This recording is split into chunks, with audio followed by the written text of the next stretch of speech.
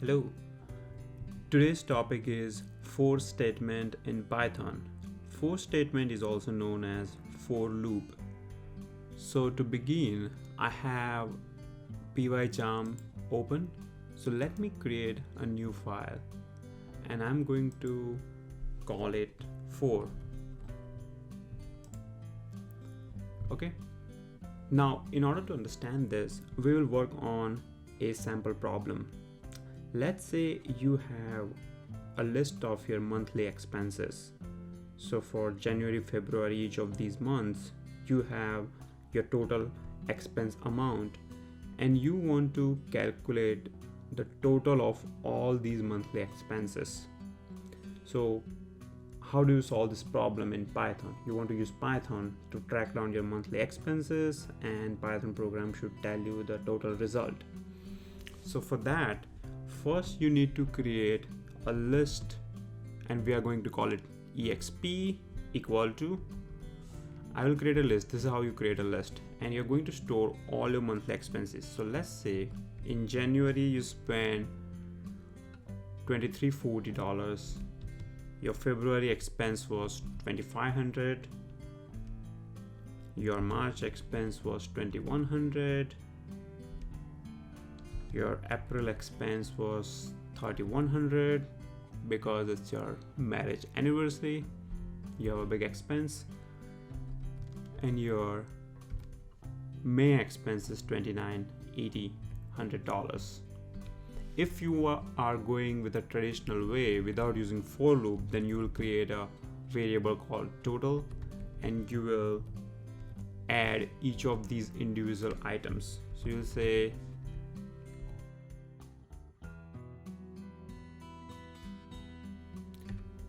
you'll do this and you will print total at the end.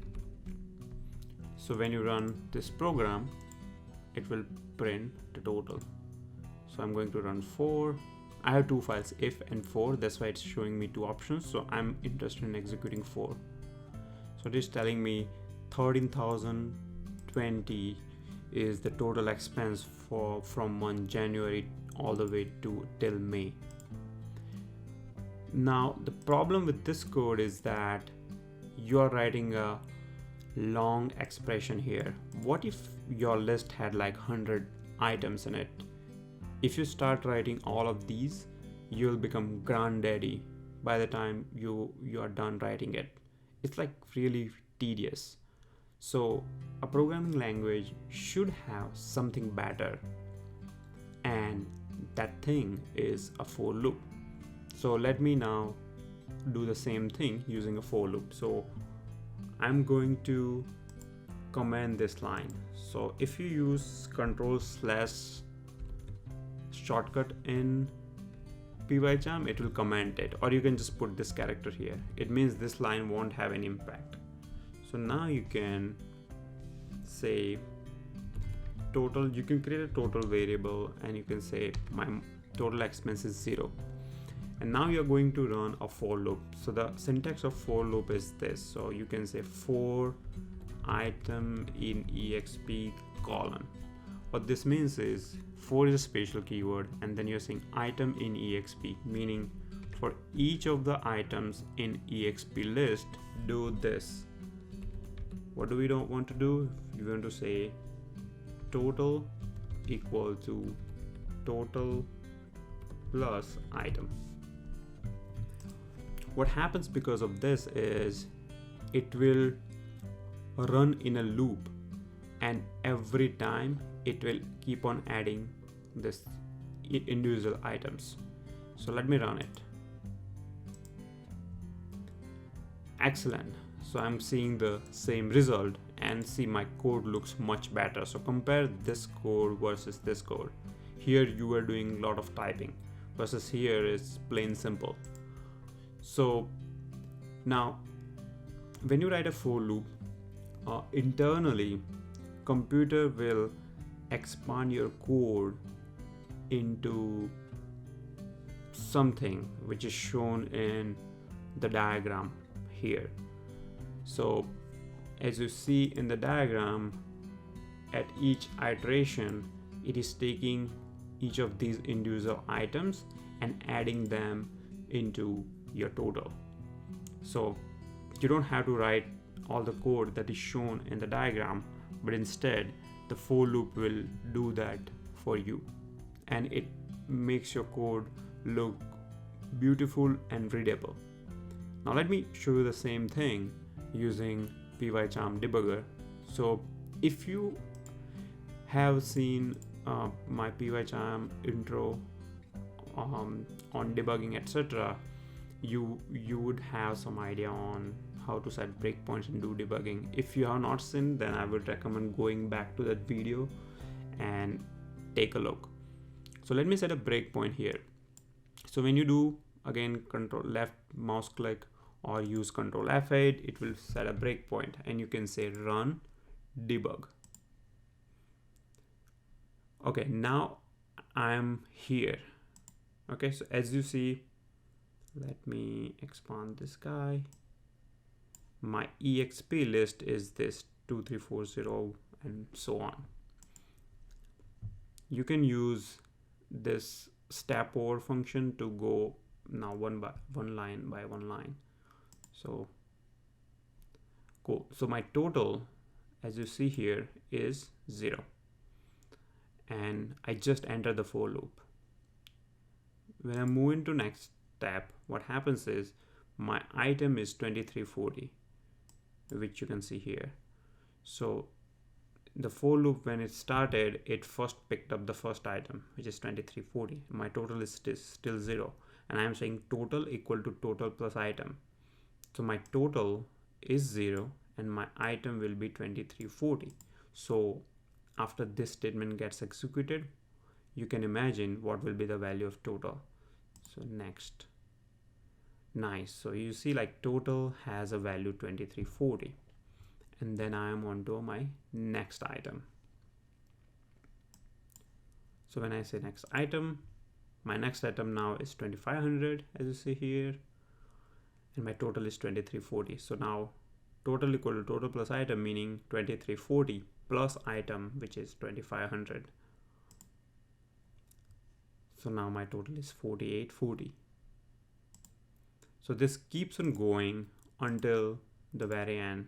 So in the end, your item is 2980 and your total is already this much. And when you say next, now see, your total became $13,020, and you are in the very last step. So now, since you have traversed all the values in your list, this will come out of that for loop. So let me hit next. So now it came out of the for loop, and your final value for the total is this, and when you run it, it will print that. So let me look at the console, and you got this value. So just to summarize, for loop should be used whenever you want to do same operation on a range of things. Okay, next thing I want to cover is a range function. What if you want to print number 1 to 10? So let's do that using for loop. So we'll say for I in range. So range is a special function in Python, and the way it works is you specify two indexes, start and stop. So my start index is 1, and your stop, as it is indicated by the tooltips. These tooltips are pretty useful. So stop index should be wherever you want to stop plus 1. So I want to print 1 to 10, hence I will put 11, because the second index is always your end index plus 1. Colon, hit enter, and then just say print I.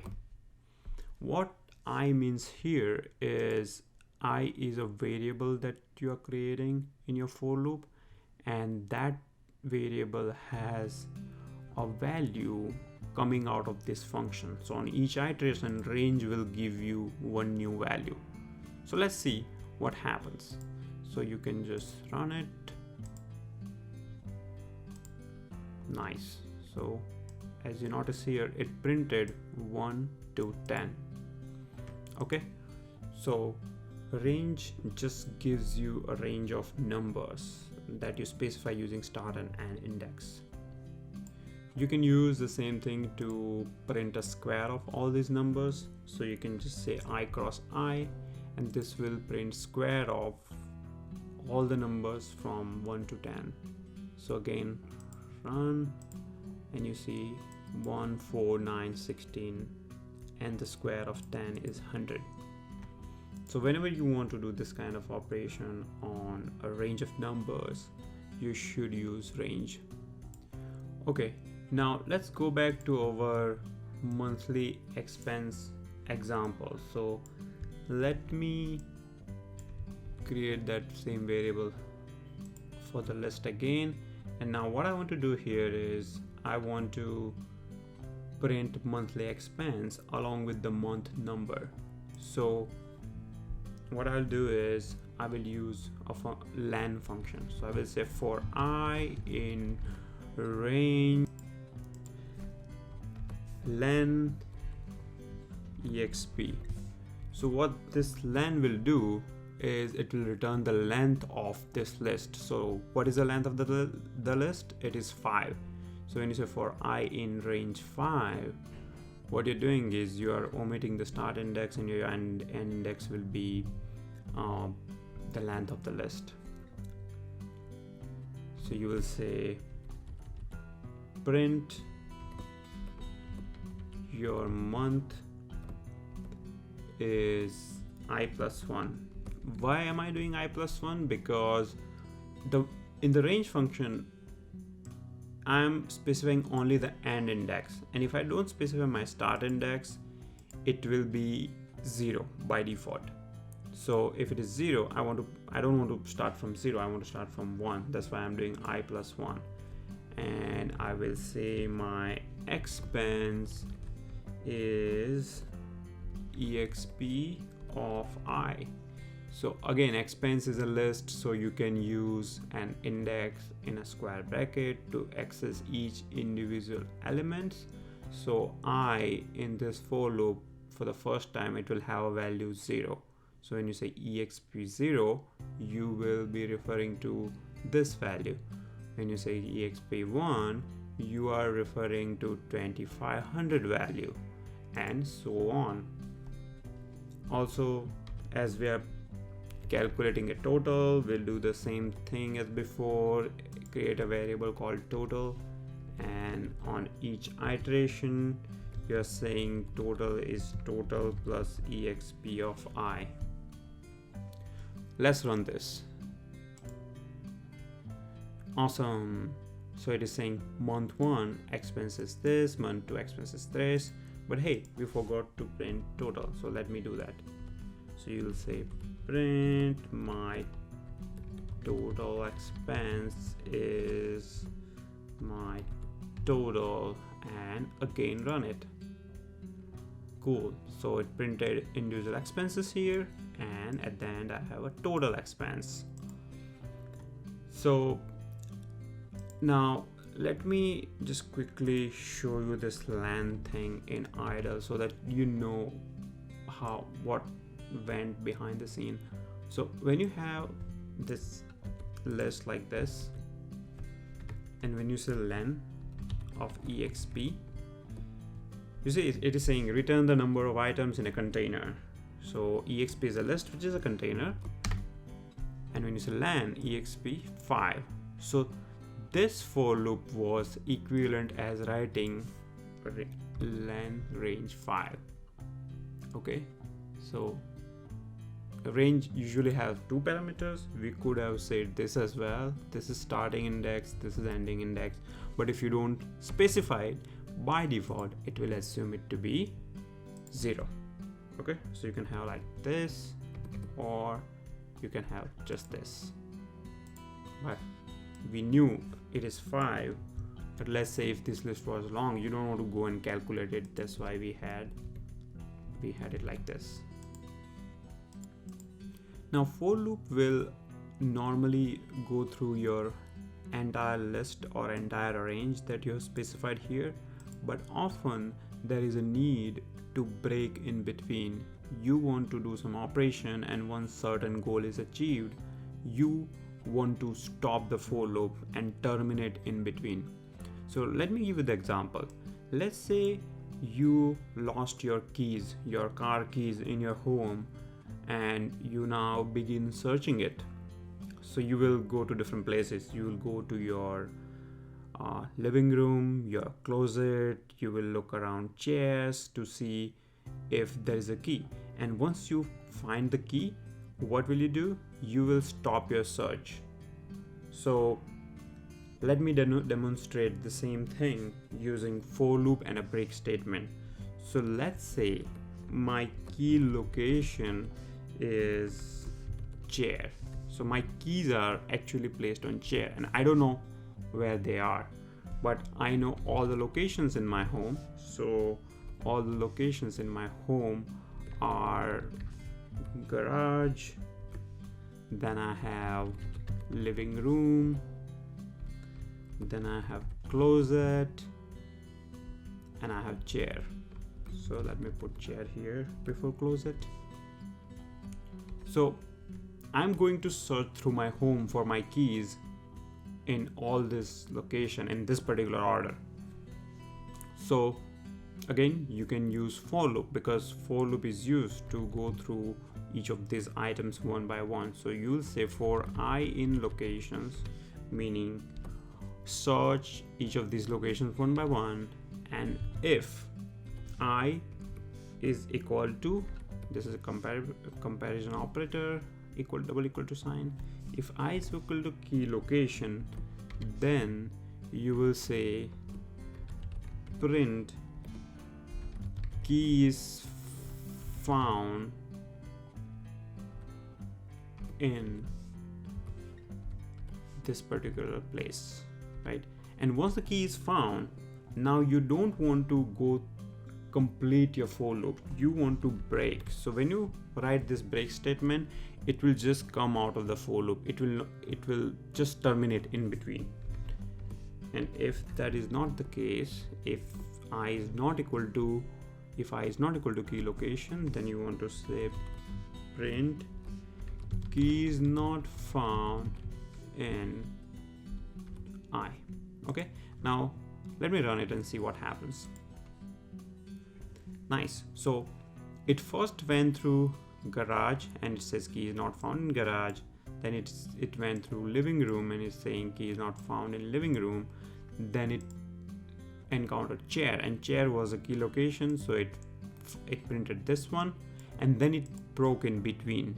It didn't search through closet. So use break whenever your goal is achieved and you want to just terminate. So again, let me show you by debugging this. So just debug this, use F8 to go through each of these steps. So your I is garage, so you're looking into garage and it says key is not found in garage. Then it's living room and you're saying key is not found in living room. But third comes chair, and since key is on the chair, it will say key is found in chair and it will break. So now see what happens. So you see, you came out of the program, it didn't go through this thing.